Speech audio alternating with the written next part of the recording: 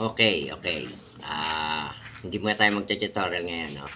Ah, may dumaan sa akin mga content na nangangaral sila tungkol sa kasulatan ng Bible. So, hindi po ako preacher or hindi ako Bible teacher o ano pa man, no, na may kaugnayan sa mga religious activity o ano man. Pero maraming katuruan silang nasabi o iba-ibang content to, no, na napanood ko, pero isa lang yung pumukaw sa akin, no. Lilinawin ko lang, hindi ako preacher or ito'y sarili ko lang ding opinion dahil nga nabasa ko ang Biblia. So ang turo nitong isang mangangaral, ang tayo raw na mga tao ay may minanang kasalanan kay Eva at Adan. So para sa akin ay mali yung turo na yun. Wala pong ganun. Wala tayong minanang kasalanan kay Eva at Adan.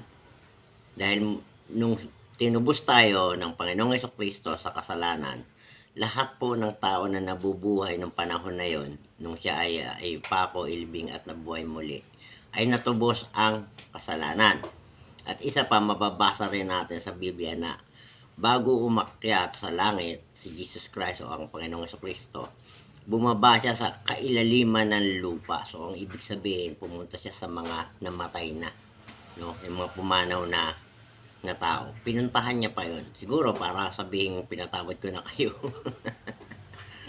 Sarili ko lang opinion to, no? Pero hindi ho ako naniniwala na meron tayong minanang kasalanan. Dahil ano pa ang magiging silbi nung pagkatubos ng kasalanan sa pagkamatay ni Kristo sa krus kung tayo magmamana pa rin ng kasalanan. Now, para po sa mga nagtuturo ng gano'n, huwag na po nating ituro yun. Ang ituro na lang natin kung paano yung pagsunod sa nakasulat o sa pagsunod natin sa ating Diyos, no, sa ating Panginoong Jesucristo. Yung pagsunod na lang po ang ituro na natin.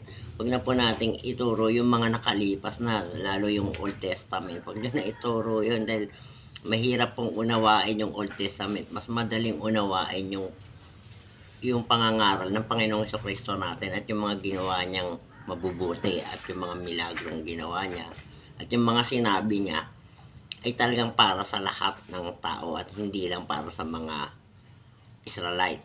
So, lahat po, Gentiles, lahat po ng outside sa Israel ay kasama sa tinubos at sa pinapangaral niya.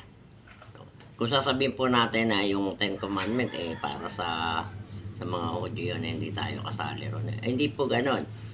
Kung sasabihin nyo po sa akin na para sa kanila yung kautusan na yun at hindi sa mga bagong tao, ay hindi ganun din ang ikakatuwiran ko sa inyo. Yung sulat nila San Pablo, nila St. Peter o ni Santiago ay naka-address yun sa mga taga Roma, taga Efeso at taga Galacia, yung isulat nila.